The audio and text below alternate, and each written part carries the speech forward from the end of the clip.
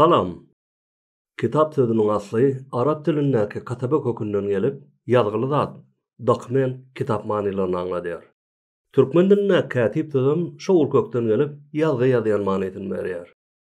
Adamzadyň bilinýän taryhynda kitap, biziň eramyzdan öňki 3-nji müňýyllykda toýundan tawletlerin ýüzüne oýulyp ýazylyp başlanmagyndan soň, biziň eramyzdan 2400-nji ýyllarda papirus ötümliginiň gabynyň ýazgy materialy hökmünde ulanyp başlanmagy bilen bir-birine teplenen we uzunlyklary 10 metre çenli ýetýän agaç oklawlaryň daşyna saralan sargylar şeklinde gelýär.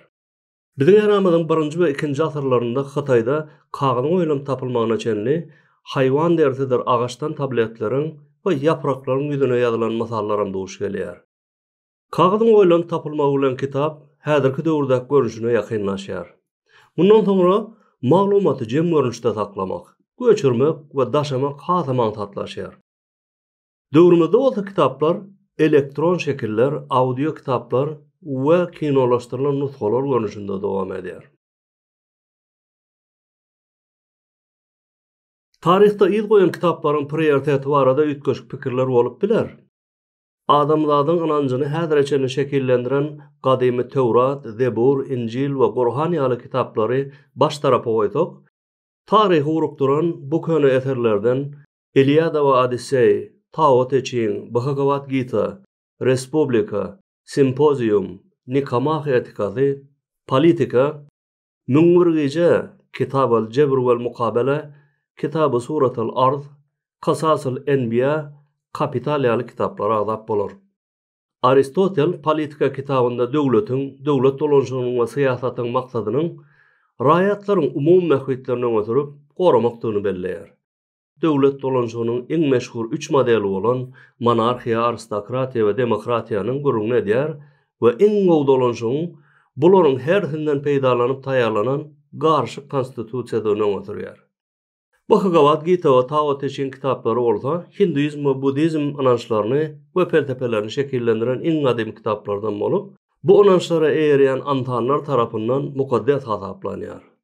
Plato bolsa, günwatar felsefesine ägir täsir bolan Respublika kitabynda ideal jemgyýeti, dana we beýik ahlakly kararlaryň dolandyrjakdygyny aýdýar.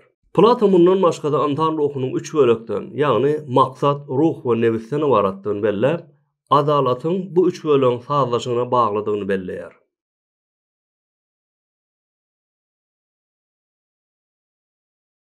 Medeniýetler öwrenmegiň, öwrenilen zatlaryň we tejribeleriň gelecek nesillere ulaşdyrylmagynyň netijesinde emele gelýär.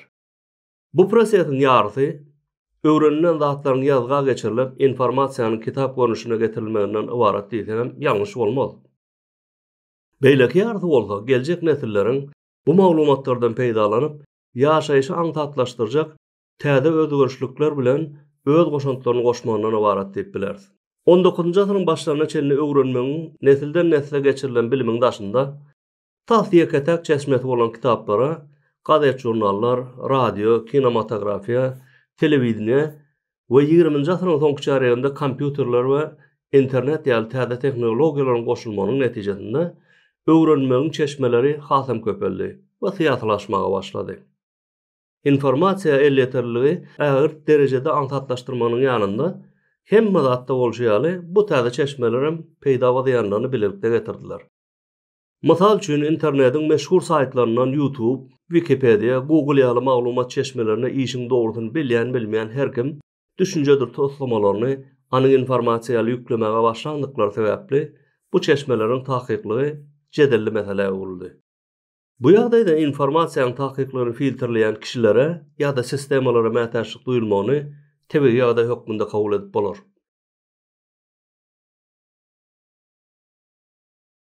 Beş ýylda bir kitap eden işimiz Gyzylbaşlar gelip weýran eýledi diýen Maltym Ulpuragy. Haýsy maksat, haýsy niýet bilen edilýänem bolsa, kitaplaryň ýa-da kitapxanalaryň ýok edilmegi alym mirasyny düzeltip bolmajak diýen. Dünýä gowluň we erwetliň ýa-da almyň we biýsowatlygyň göreş meýdany. Almy ýaxşy ýa-da ýaman niýetler üçin ulanmak meselesini bargyra goýsak, almyň hazynalary hökmünde bolan kitaplaryň we kitapxanalaryň ýakylyp ýok edilmegi insanlyga berip boljak iň uly ziýandan başga bir zat däl. Halka ansat dolandyrmagyň ýollarynyň biri olary biýsowat saklamak. Bu sebäpden hem tarih boýunça käbir dalim dolandyrjylar esasanam täze basylmanan ýerlerde ilmi ýok etmek maksatly ilmiň çeşmesi bolan kitaphanalary we kitaplary ýakyp ýok edipdirler.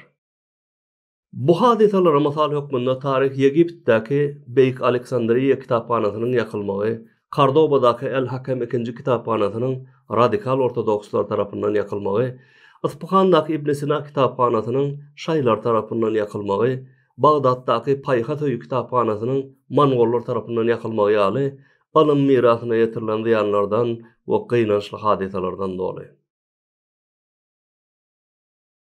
Elbetde, daşymyzdaky we içimizdäki dünýälara düşünmek üçin, düşünüp dünýä garaýşymyzy şekillendirip göz ýetimimizi giňetmek üçin, hyýal dünýämizi herekete geçirip renklendirmek üçin, pikirlerimizi jemläp, anyk beýan edip bilmek üçin, temalary dürli nukdaý nazardan seredip bilmek üçin, ýaşaýjy aňsatlaşdyrmak üçin, umuman özümizde we beýlekilere peýdaly bolmak üçin hökmen kitap okumaly. Kitap okumaň bize gazandyrjak ilim, bilim we düşünje goşandy bilen bir hatarda insan beýnesine hem bir näçe peýdalar bar. Olardan aň we üns funksiýalaryny ösdürmek, köp taraplaýyn pikirlenmek, empatiýa, stres azaltmak, beýin öýjükleriniň arasyndaky baglary putolandyryp, ýatkeşligi güýçlendirmek, Alzheimer hastalygynyň öňüni almak, döredijiligi kämilleşdirmek we rahat okuýal bähwitlerini tanap bolar. Her kimin hemme kitap okumasy mümkin bolmany üçin bize peýdaly boljak kitaplaryň sanawyny öň almak ýerlikli bolar. Kitap okumakdan esas maksat ilim, bilim we düşünje almak bolsa, wagty taşytlamak üçin audio kitaplar dinlenip bilinär. Mysal üçin Storytel, Audible, Spotify, YouTube ýaly platformalardan tölegli ýa-da mup peýdalanyp bolýar. Şahsy tejribemi siziň bilen paýlaşsam, 2022-nji ýylda 60-a ýakyn kitap dinledim. Kitaplardaky informasiýam gürlüğüne ýa-da seýrekligine görä dinlenjek kitaplar saýlama maslahat berip bilerin.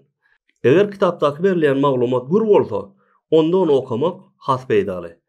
Mysal üçin roman, destan, hekaýa, erteki ýaly çeper eserleri ýa-da tarih kitaplaryny dinleme ansat bolýar. Bu görüşdäki kitaplar düşünmek üçin aýratyn bir üns talap etmeýänligi üçin maşynda ýa-da ýolda arkaýyn dinläp bolýar. Garaz, sowatlyk bilen besowatlygy deňeşdirsek, ýaltylyk bilen garankylygyň, uğru bilen diriniň, ýer bilen göğüň tapawdýarlyk biler. Okulan kitaplaryň mazmununa görä sowatlygy artdyrýan iň uly çeşme. Aňly düşünjeli we sosial bir barlyk hökmünde bolan insanyň ýaşaýşy öwrenmek bilen başlanýar. Okumagy öwrenmesi bilenem, öwrenmek okuýup öz başdaklaşmaga başlaýar. Ilmi okýany bolan kitaplaryň dünýäsinde ýüzmek, adamyň özüne galan iş bolsa-da, onu çağalykdan okumagy endig etdirip, kitaplary öwrenişdirmek en dogrusu.